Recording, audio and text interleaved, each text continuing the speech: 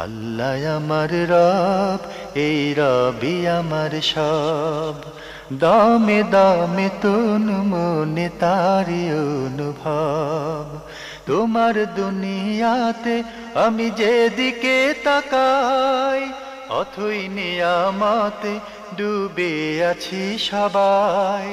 পাক পাখালির গানে শুনে তসবিহ কালো রব, তসবিহ কালো রব। আল্লাহ আমার রব, এই রবি আমার সব। আসসালামু আলাইকুম প্রিয় দর্শক, আপনারা যারা দেশে আছেন প্রবাসে, সবাইকে অনেক অনেক প্রীতি ও শুভেচ্ছা।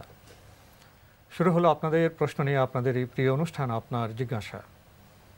আপনাদের সাথে আছে আমি জয়নুল আবেদিন আজাদ।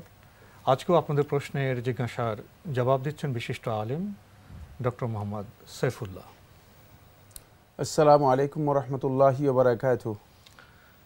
প্রিয় দর্শক, চলুন তাহলে জিজ্ঞাসার জগতে। শুরুতে একটি ইমেল, এটি পাঠিয়েছেন নাসরিন আনোয়ার। লিখেছেন, আপনাদের অনুষ্ঠান আমার খুবই প্রিয়। দুটি প্রশ্ন। এক,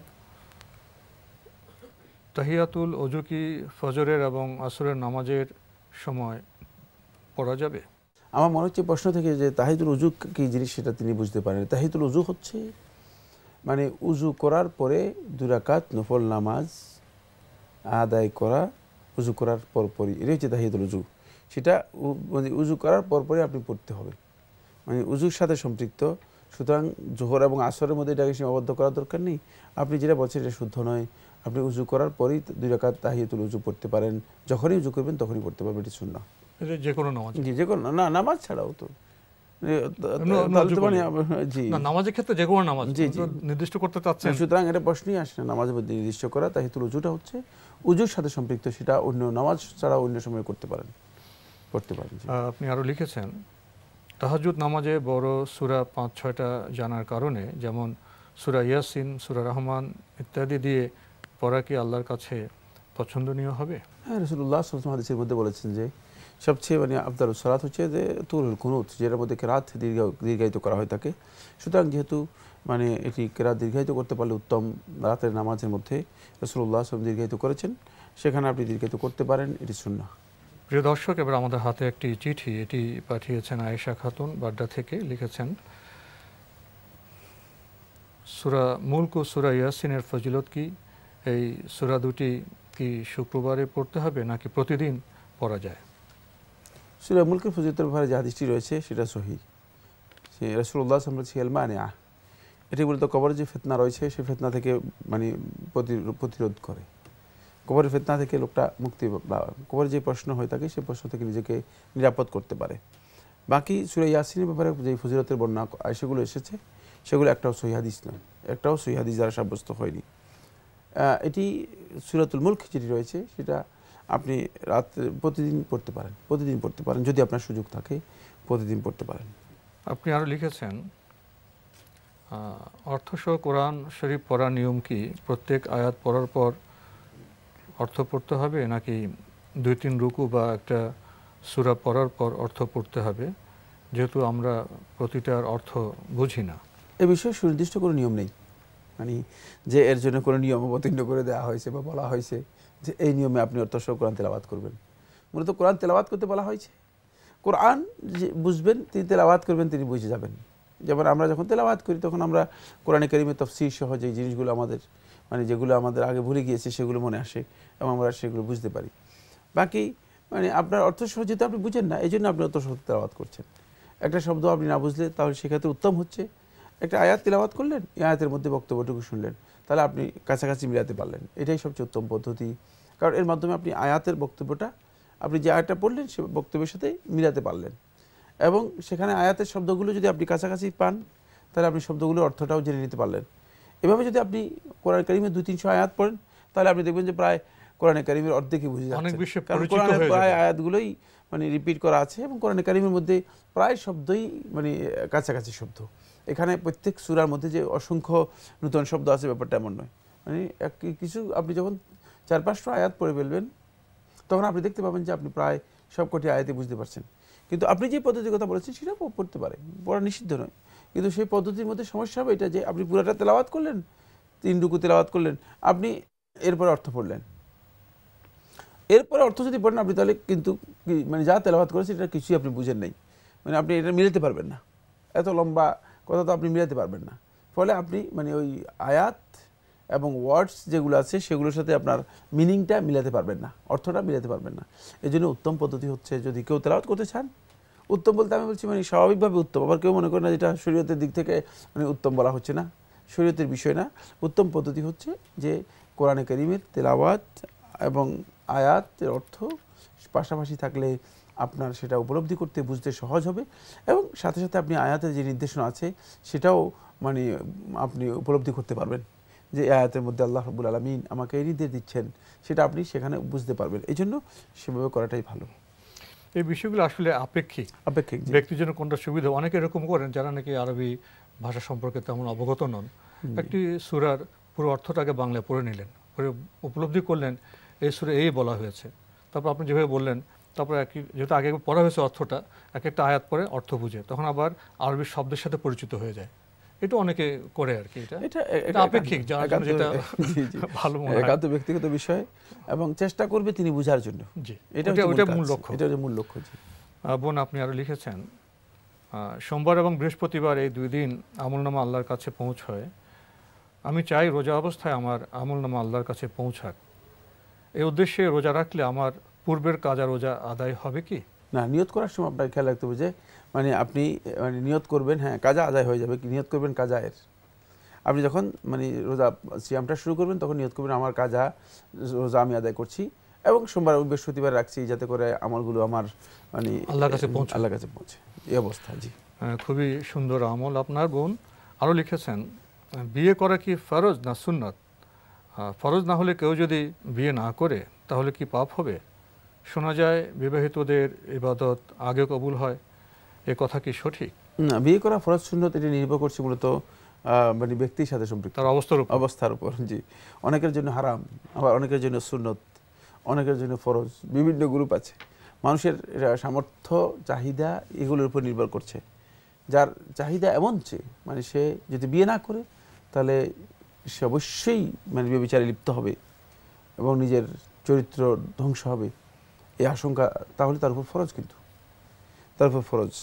এবং বাস্তব কথা হচ্ছে রাসূলুল্লাহ সাল্লাল্লাহু আলাইহি ওয়াসাল্লাম এটাকে এমন একটি সুন্নাতের মধ্যে অন্তর্ভুক্ত করেছেন, মানে যেই সুন্নাতটি রাসূলুল্লাহ সাল্লাল্লাহু আলাইহি ওয়াসাল্লামের অনুসরণ করাটাই হচ্ছে দ্বীনের মধ্যে রাসূল সাল্লাল্লাহু আলাইহি ওয়াসাল্লামের আনুগত্য করা। কারণ কি?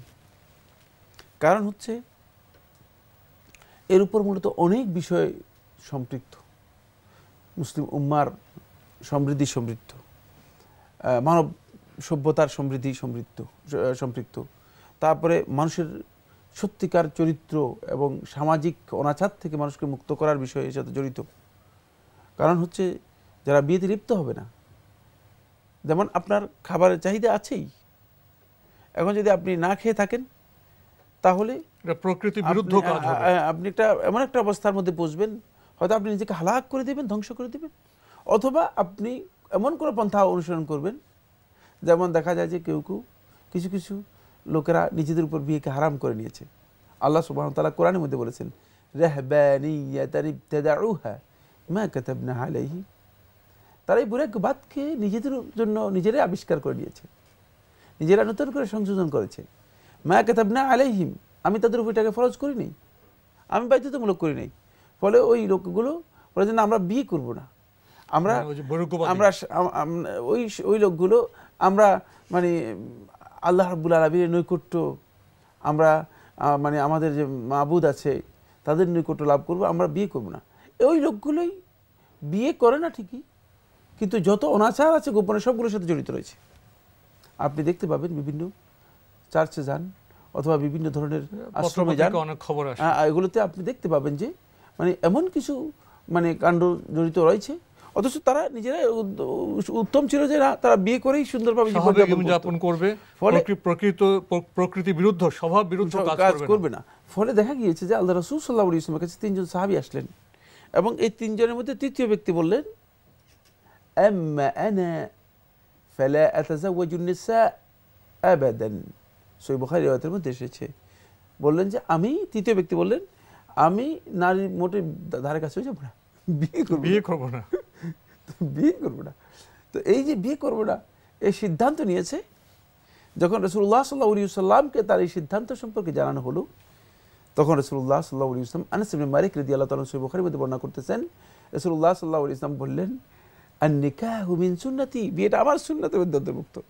ফামান রাগিবা আন সুন্নতি ফালাইসা মিন্নি, যে আমার সুন্নাত থেকে বিমুখ হলো, মুখ ফিরে নিল, নিজে নতুন কিছু আবিষ্কার করাচ্ছে, বুজুর্গ হচ্ছে, নিজেকে বড় মনে করছে, ফালাইসা মিন্নি, সে আমার দলভুক্ত হতে পারবে না। কঠিন কথা বললেন। কেন? যেহেতু এটি স্বভাবজাত সুন্নাত, রাসূলুল্লাহ সাল্লাল্লাহু আলাইহি ওয়াসাল্লাম দেখিয়েছেন, এর উপর নির্ভর করছে অনেকগুলো বিষয়। সুতরাং যদি একটি যুব সমাজ, একটি যুবতী সমাজ বলে যে না আমরা বিয়ে করব না, তাহলে সমাজ মূলত সেখানে একটা ভঙ্গুর অবস্থা তৈরি হবে এবং সামাজিকভাবে মানুষ অনাচারের মধ্যে লিপ্ত হবে। আল্লাহ আমার রব, এই রবি আমার সব, আল্লাহ আমার রব, এই রবি আমার সব। আপনি বিয়ে প্রসঙ্গে কথা বলছিলেন। হ্যাঁ, বলছিলাম যে আসলেই মানে একটা কনসেপ্ট ইতিমধ্যে মানে আমরা লক্ষ্য করেছি, মানে এই কথাটা আমি এই জন্য বলেছি যে ইতিমধ্যে একটা গ্রুপ বেরিয়ে আসছে, এরা যুবক এবং যুবতীদের একটা গ্রুপ বেরিয়ে আসছে, বলছে বিয়ে করবো কি জন্য আমরা। যুবতীদের মধ্যে তাদের ধারণা হচ্ছে যে আমরা পুরুষের অধীনস্থ হতে হবো কেন, আমার মাশাআল্লাহ আমার বড় প্রোফাইল, আমার বড় ধরনের অনেক সার্টিফিকেট আছে, আমার অনেক চাকরি, অনেক কিছু, তাহলে আমি কী কারণে মানে একজন পুরুষের কাছে মানে নিজেকে ছোট করব, আমি বিয়ে বসবো না। আবার পুরুষ বেচারা মনে করছে যে আমি বিয়ে করবো কি জন্য, একটা মহিলার হয়তো বোঝা নিয়ে আমার মানে এই বোঝাটা ঝামেলা। হ্যাঁ, সুতরাং এই চিন্তাধারা কিন্তু তৈরি হয়েছে। এই চিন্তা থেকে যদি এ ধরনের কোনো দৃষ্টিভঙ্গি নিয়ে কেউ কাজ করে, তাহলে সে ইসলামের মধ্যে অন্তর্ভুক্ত হতে পারবে না, যেটি রাসূলুল্লাহ সাল্লাল্লাহু আলাইহি ওয়াসাল্লাম সহিহ বুখারী হাদিসের মধ্যে বলেছেন, ফালাইসা মিন্নি, সে আমার দলভুক্ত হতে পারবে না। এটা বুঝতে হবে, জিনিসটি অত্যন্ত গুরুত্বপূর্ণ বিষয়। রাসূলুল্লাহ সাল্লাল্লাহু আলাইহি ওয়াসাল্লাম সুন্নাত তরক করলে, কেউ যদি ইচ্ছাকৃতভাবে সুন্নাহকে পরিহার করে, সে কিন্তু গুনাহগার হবে না। কিন্তু এই সুন্নাহর এই সিস্টেম যেটা রাসূল সাল্লাল্লাহু আলাইহি ওয়াসাল্লামের জীবন আদর্শের সিস্টেম, যেটা হাদি রাসূলুল্লাহ সাল্লাল্লাহু আলাইহি ওয়াসাল্লাম দিক নির্দেশনা, সেটাকে উপেক্ষা করে নিজের জন্য যদি নতুন দিক নির্দেশনা গ্রহণ করে থাকে, তাহলে কিন্তু সে দ্বীনের মধ্যে থাকতে পারবে না, ইসলাম থেকে বিচ্যুত হয়ে যাবে। আরো কয়েকটি প্রশ্ন জাগে।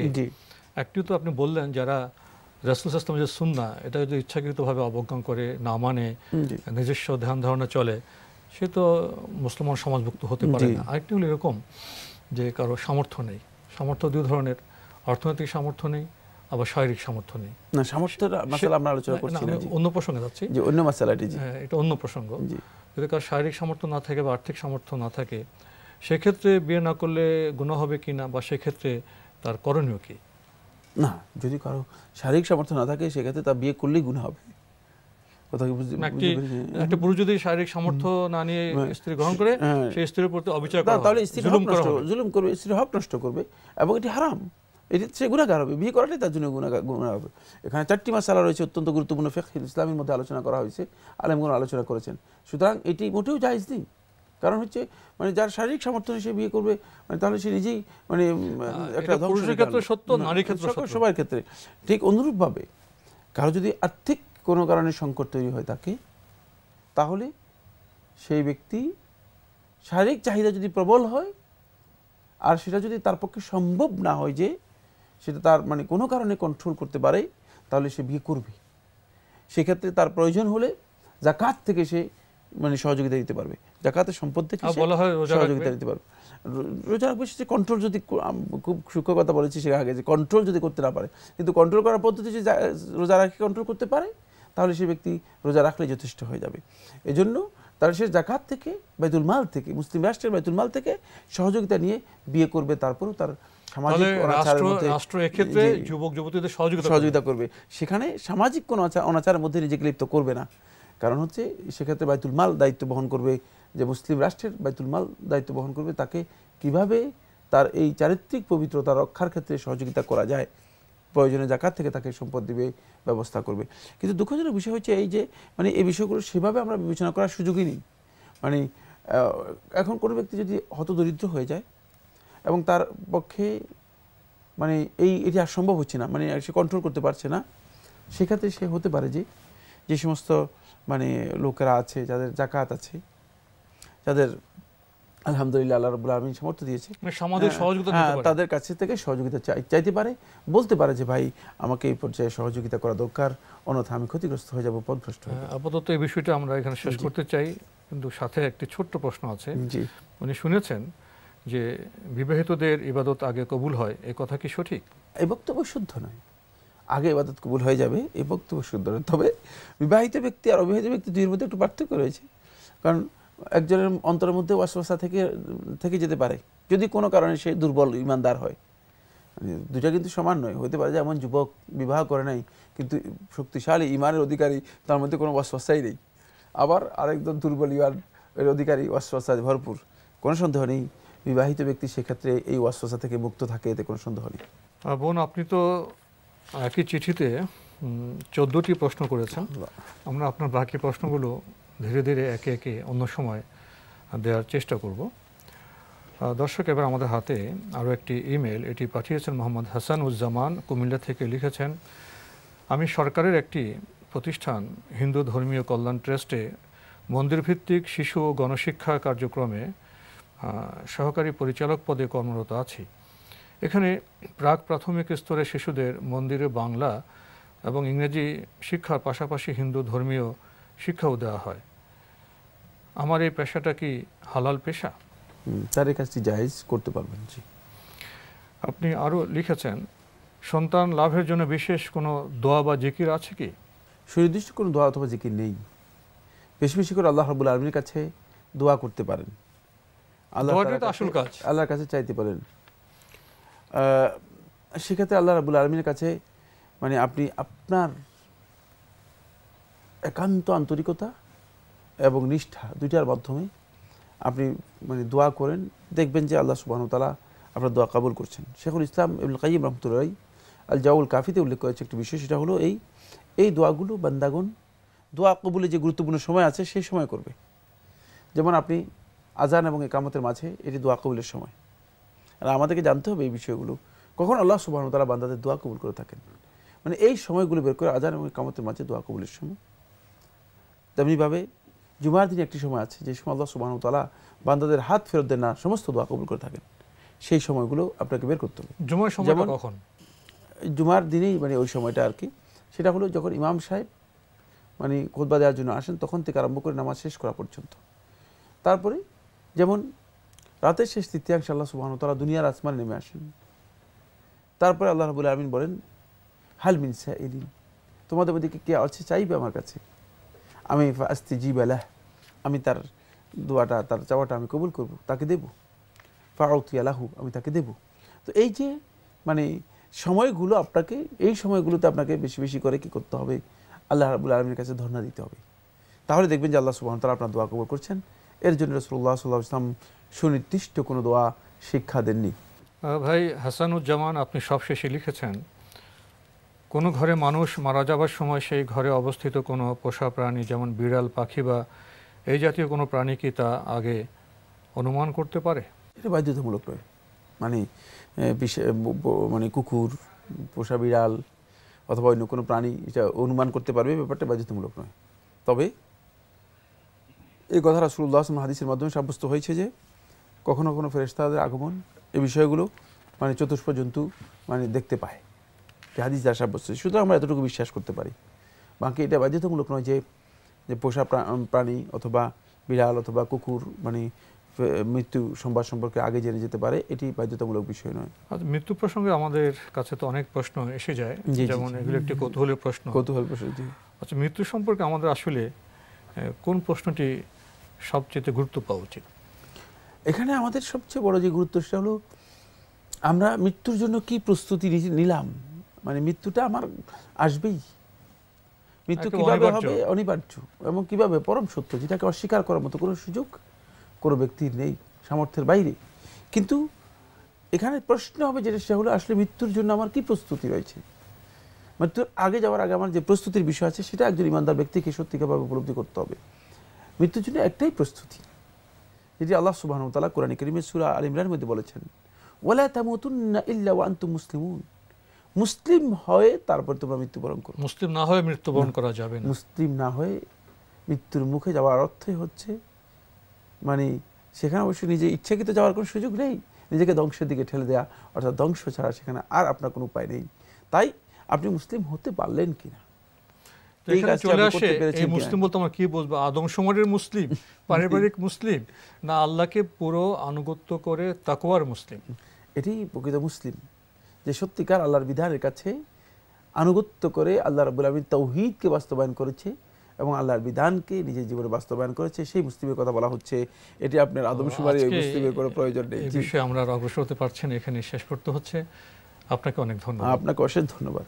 প্রিয় দর্শক, যদি আমরা প্রকৃত মুসলিম হতে পারি, আমাদের প্রাত্যহিক কার্যক্রমে মানুষ উপকৃত হবে, সমাজ উপকৃত হবে, দেশ উপকৃত হবে, এমনকি যে প্রকৃতি জগৎ আছে, প্রাণী জগতে যে বৈচিত্র্য আছে, তারাও উপকৃত হবে। আসলে মুসলিম হওয়ার যে সংজ্ঞা, সেটা ব্যাপক।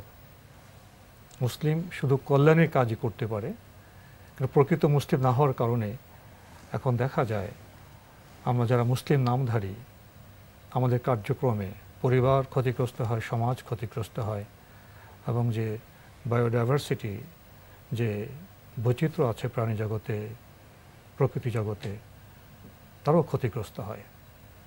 এমন মুসলিম তো আল্লাহ চান না। আসুন আমরা প্রকৃত মুসলিম হওয়ার চেষ্টা করি। চিঠি লিখুন, প্রশ্ন পাঠান আমাদের ঠিকানায়। পরিচালক আপনার জিজ্ঞাসা, এনটিভি, বিএসসি ভবন, 7ম তলা, 102 কাজী নজরুল ইসলাম এভিনিউ, কারওয়ান বাজার, ঢাকা 1215।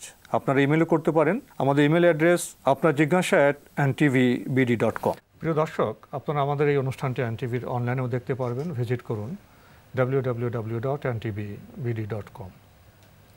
দর্শক, আপনারা সবাই নিরাপদে থাকুন, থাকুন শান্তিতে। আসসালামু আলাইকুম। আল্লাহ আমার রব, এই রবি আমার সব, দামে দামে তুন মনে তারি অনুভব। তোমার দুনিয়াতে আমি যেদিকে তাকাই, অথই নিয়ামতে ডুবে আছি সবাই। পাক পাখালির গানে শুনি তসবিহ কলরব।